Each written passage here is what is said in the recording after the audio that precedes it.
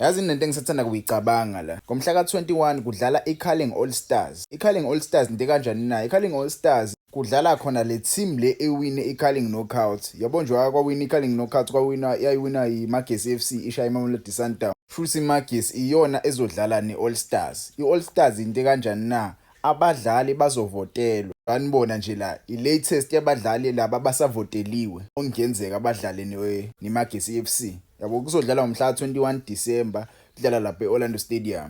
Epaleni kunoSipho Chayine, mase kuthi right back uJabulani Mukone njalo i-Orlando Pirates udlala kwi-TDC. Mase kuthi center back umbekezeli Mbokazi udlala kwi-TDC. Mase kuthi uAdam McCarthy we-Kaizer Chiefs naye futhi uphinde adlale kwi-TDC. Mase kuba i-defender le-Sundowns u-Aseko Tiwan udlala kwi-main team ke. Mase kuthi ku-right wing lapha sino-Sirino.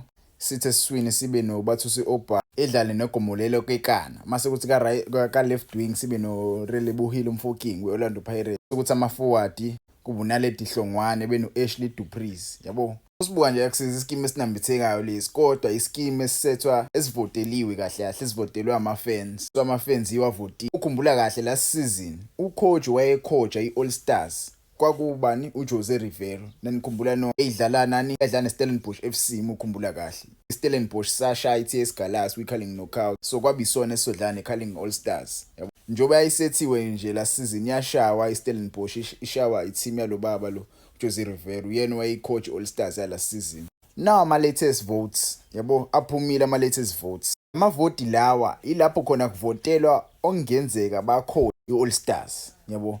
Njoba umbona nje uManqoba ulapha phezulu ku-number 1. Number 10 sinobani Lehlonolo Siyema. Kuthi number 9 sibe noBrendan Shooter ongasekho futhi naye ku-Richards Bay. Kuthi number 8 sibe no-Eric Tinkler. I don't know why kufakwe ibheji le-Captain Spurs but ke kuthi number 7 sibe noKevin Hunt. Kuthi number 6 uMalisela. Kuthi number 5 uSteve Barker. Kuthi number 4 uClinton Lascelles. Kuthi number 3 uNapi. Mase kuthi number 2 uJose Rivero. Mase kuthi number 1 uManqoba Mnqithi. uManqoba Mnqithi lo sathana kuxoshwa iMamelodi Sundowns.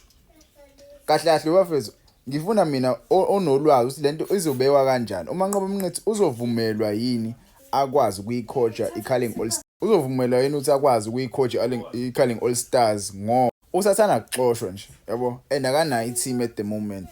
Angazi noma into ezokwazi ukuthi yenziwe le yabo angazi ngiyibone yenziwe noma bazonikeza uJose Rivero because njengoba ubona nje uJose Rivero uclosing ma-votes kodwa vele akaqeda ukuthi avala ama-votes. Ama-fans asengaqhubeka avote yabo. uJose Rivero I think uzoba number 1 la yabo. uManqoba Mnqithi mase yehla noma disqualify because yabo bamdisqualify. So ngingazi ngezwe ngani kuma-comments ngangitshela ukuthi kahle kahle nizizwa kanjani ngalento because nawo Brendan Shooter asekho la. Njani sibona nje le scheme lesi esiyi-latest asikho sihle. Bafethu hambani niyovota nivote but ningabakhohlwa abafana be-DDC or be-Diski Challenge yabona ba-include na. Asikwazi kuba nama-forward abheda nje bafethu. Mfana noma iHopers ngiyadlala bafethu.